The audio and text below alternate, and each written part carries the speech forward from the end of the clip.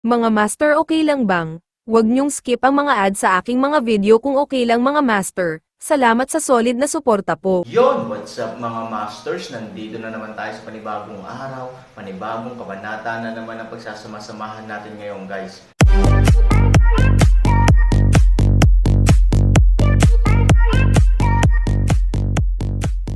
Bali mga masters, kung bago ka pa lang po sa aking YouTube channel, please click the subscribe button, lalong-lalo na po yung notification bell guys, para maging connected pa rin tayo sa isa't isa at maging updated kayo sa mga susunod ko pang video.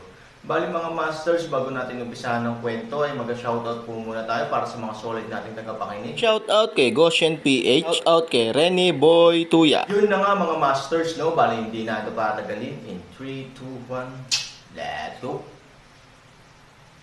Mga masters, 3 video po araw-araw ang i-upload natin. Ang bagong yugto ni Daryl sa storytelling channel sa YouTube mapapakinggan. Ang nakaraan. Sa loob ng silid tanggapan ang dalawang matanda na sila Master Ken at Matandang Loss ay seryosong nag-uusap. Sinabi ni Matandang Loss ang lahat ng nangyari sa kanilang lugar. Si Master Ken ay galit na galit noon una. Ngunit nang nalaman niya talaga ang lahat ng nangyari, ito naging kamaldo na. Sinabihan ni Master Ken si Matandang Loss na kailangan mag-ingat ng mga babae sa kanila nasasakupan. Dahil ang lapastanganan na gumawa nito ng masama laban sa mga mangkukulam na elf ay tinitiyak ni Master Ken ay ito ay hayok sa pagtatalik.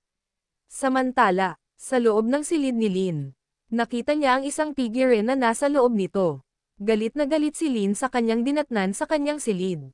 Nakakalat ang kanyang mga damit at iba pang mga gamit.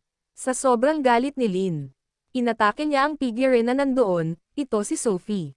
Dahil sa lakas na tinataglay ni Lin, si Sophie ay tumilapon sa labas ng silid sa isang atake lamang ni Lin.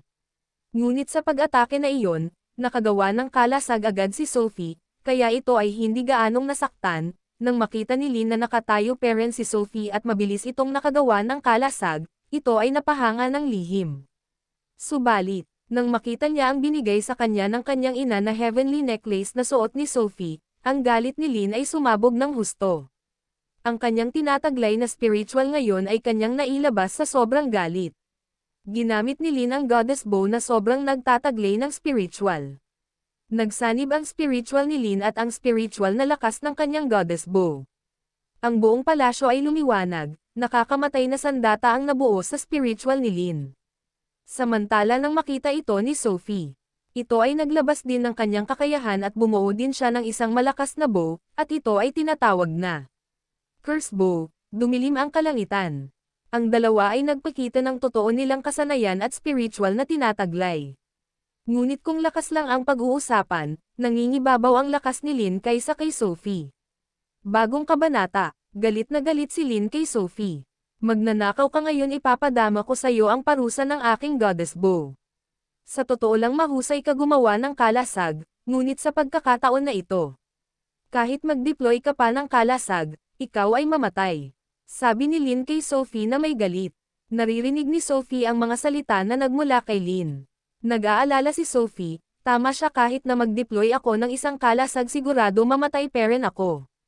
Napakalakas ng kanyang spiritual. Paano nagkaroon ang babae na iyan ng ganyan kalakas na spiritual? Ang kanyang bow ay nagtataglay din ng pambihirang lakas na spiritual. Ngunit kailangan ko lumaban sa aming mga lahi ng mangkukulam. Walang sino man ang sumusuko sa laban at hahayaan na lang mamatay ng walang laban. Biglang may kinuha si Sophie sa kanyang bulsa, ito ay parang isang candy, ngunit ito pala ay isang elixir, at ito ay kanyang kinain.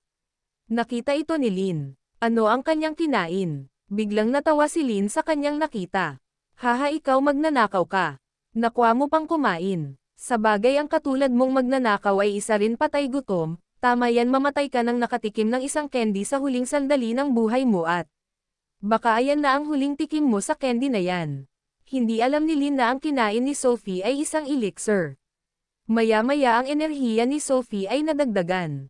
Tama, ang elixir na kinain ni Sophie sa mga oras na ito ay ang elixir na nakakapagbigay enerhiya, laging may dala itong si Sophie. Dahil sa elixir na ito, hindi siya nakakaramdam ng pagod sa kanyang paglilinang ng kanyang kasanayan at pagtulong sa paggawa ng gamot at elixir sa lugar ng pagawaan. Gagamitin ko ang aking enerhiya upang maglabas ako ng sunod-sunod na kalasag. Kung hindi, mapipigilan ng aking curse bow ang kanyang pag-atake gamit ang goddess bow niya. At least may lakas pa ako upang mabilis makapag-deploy ng isang kalasag ng sunod-sunod. Kung mangyayari iyon, ang impact ng kanyang goddess bow ay ito ay unti-unting hihina. Bulong ni Sophie sa kanyang sarili. Si Sophie ay napakatalinong babae.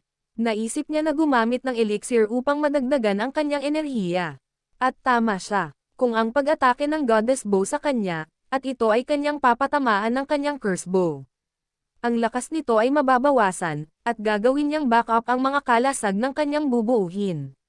Alam kasi ni Sophie na hindi niya matatalo ang goddess bow na meron si Lin.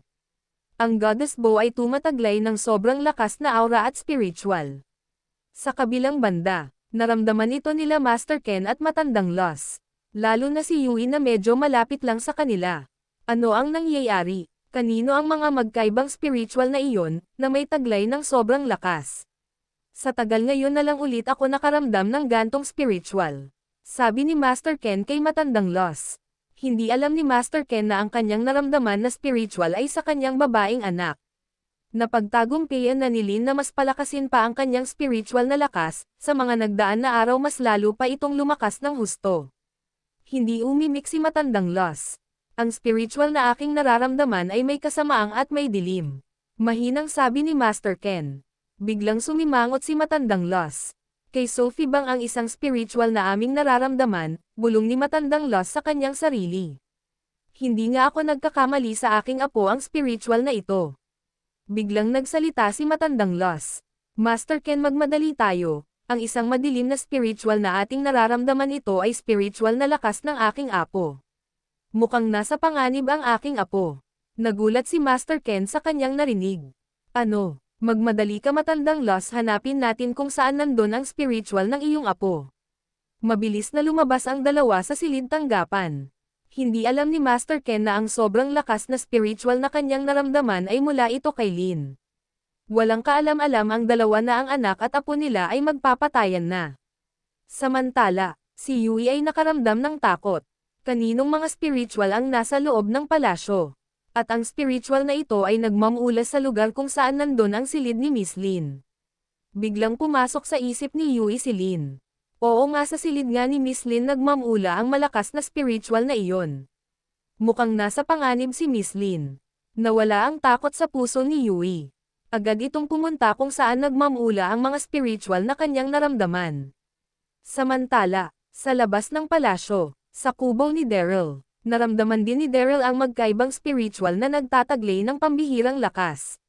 Biglang bumangon si Daryl sa kanyang pagkakahiga at ito ay mabilis na lumabas ng kanyang kubo.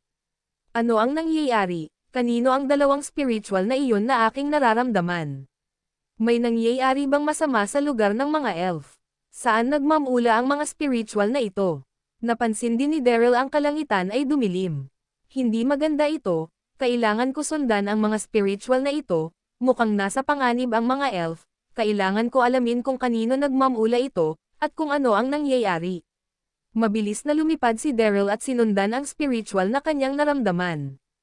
Maya-maya naramdaman ni Daryl na ang magkaibang spiritual na iyon na kanyang nararamdaman ay nagmamula sa palasyo. Lubos na nag-alala si Daryl. Ang dalawang spiritual na iyon ay nagmamula sa palasyo. Nasa panganib sila Miss Yui, Lin at Master Ken. Kailangan may gawin ako bago maging huli ang lahat. Ginamit ni Daryl ang kanyang bilis at ito ay nagpatuloy lumipad. Ilan segundo lang nakarating si Daryl sa palasyo at agad-agad itong pumasok. Hindi nagsisalita si Daryl habang tumatakbo sa hallway at kanyang sinusundan kung saan nanggagaling ang spiritual na kanyang nararamdaman. Samantala, si Yui ay nakarating sa lugar kung saan nandun ang silid ni Lin. Laking gulat ni Yui nang makita niya ang dalawa. Nakita niya ang figure ni Sophie na ito ay may dugo sa bibig na para bang ito ay nasaktan. Samantala pagtingin niya kay Lin, ito ay parang isang bundok na nakatindig. Ano? Kila Miss Lin at Sophie pala ang lakas na aming nararamdaman. Ano ang nangyari sa kanilang dalawa? Maya-maya sila Master Ken at matandang Loss, ay nakarating na din kung saan nagmamula ang malakas na spiritual na kanilang naramdaman. Laking gulat ni Master Ken sa kanyang nakikita. Lalo na ang pagtingin niya sa kanyang anak. Ang sobrang lakas na aking nararamdaman na spiritual ay nagmamula sa aking anak. Paano nagawa ng aking anak na palakasin ang kanyang spiritual ng ganyan? Samantala si matandang Lost din ay gulat na gulat. Ang anak na babae ni Master Ken ay nagtataglay ng sobrang lakas na spiritual. Ilan taon ko lang hindi nakita ang bata na ito ngunit ang kanyang lakas ay kanyang napalakas ng husto. Mas malakas pa ang kanyang spiritual na tinataglay sa kanyang ama. Maya-maya napatingin si matandang Lost sa kabilang side. Nakita niya si Sophie na duguan ang bibig. Huwag mo sabihin ang dalawang ito ay magpapatayan. Sumigaw si matandang Lost. Apo, anong nangyayari sa inyo? Bakit kayo nagkalaban? Hindi nyo kailangan magpatayan. Nag-aalala sinabi ni matandang Lost sa dalawa. Ganon din si Master Ken. Lin anak ko, huminahon ka, hindi kalaban ang iyong kaharap. Kaibigan natin ang pamilya nila. Si Lin ay masyado matigas, hindi ito umiimik. Ang pag-uugali ni Lin ay talagang parang isang bato na sobrang tigas, lalo na kapag ito ay nagalit ng sobra. Samantala si Sophie ay nagsalita. Lola patawad. Humihingi ako ng patawad. Sa pagsisalita ni Sophie hindi parent ito bumibitaw sa kanyang paghahanda sa pag-atake ni Lin. Matalino si Sophie alam niya kung siya ay bibitaw sa kanyang paghahanda, maari itong gamitin ni Lin ang pagkakataon na iyon upang ito ay atakehin siya. Kaya kahit na ganon nakafocus parent siya sa pwedeng mangyari. Nang marinig nila ang mga salita ni Sophie naawa si matandang Lost sa kanya. Gusto tulungan ni matandang Lost si Sophie ngunit ang kaharap niya ang anak ng master ng mga elf. Alam niya sa kanyang puso ang kanyang apo ang nagsimula ng gulo. Dahil lubos niya itong kilala. Master Ken, nagmamakaawa ako gumawa ka ng paraan, para itigil nila ang lahat ng ito. Lalo na ang nag-iisa mong anak na babae. Mapapatay niya ang aking apo. Naririnig nila Yui at Master Ken ang mga salita ni matandang Lost. Nais nilang pigilan si Lin. Miss Lin huminahon ka na, sige na Miss Lin. Ang iyong kaharap ay isang mabuti mangkukulam na elf.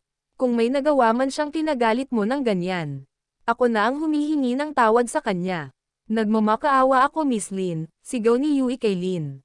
Sa kabilang banda, ang ibang elf ay naramdaman din nila ang spiritual na lakas na tinataglay ni Lin, ngunit hindi nila alam kung kanino ito nagmamula. Nagsidatingan ang mga malakas na elf sa labas ng palasyo at nagdeploy ng uri ng paghahanda. Nabulabog ang buong lugar ng mga elf. Akala ng mga nasasakupan ni Master Ken lalo na ang mga kasundaluhan ay nasa panganib ang kanilang lugar. Samantala si Daryl ay nakarating na sa pinagmamula ng spiritual na lakas na kanyang naramdaman. Medyo malayo si Daryl kila Master Ken, matandang Lost at kay Yui.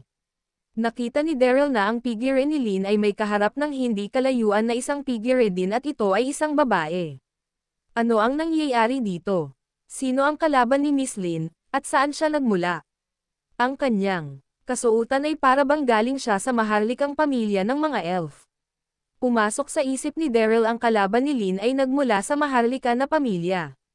Dahil sa kasuotan nito, hindi niya alam ang suot-suot ni Sophie ay kasuotan ni Lin na kanyang sinubukan suotin. Yun na nga mga masters, no? Bali panibagong kabanata na naman yung natapos natin ngayong gabi. Muli, maraming salamat po talaga sa walang sawang suporta po sa aking YouTube channel na talagang inaabangan nyo po ang bawat upload ko po. Bali mga masters, magkita-kita ulit po tayo bukas ng gabi at ngayon po ay magpapaalam po muna tayo. Bali mga masters, bye-bye!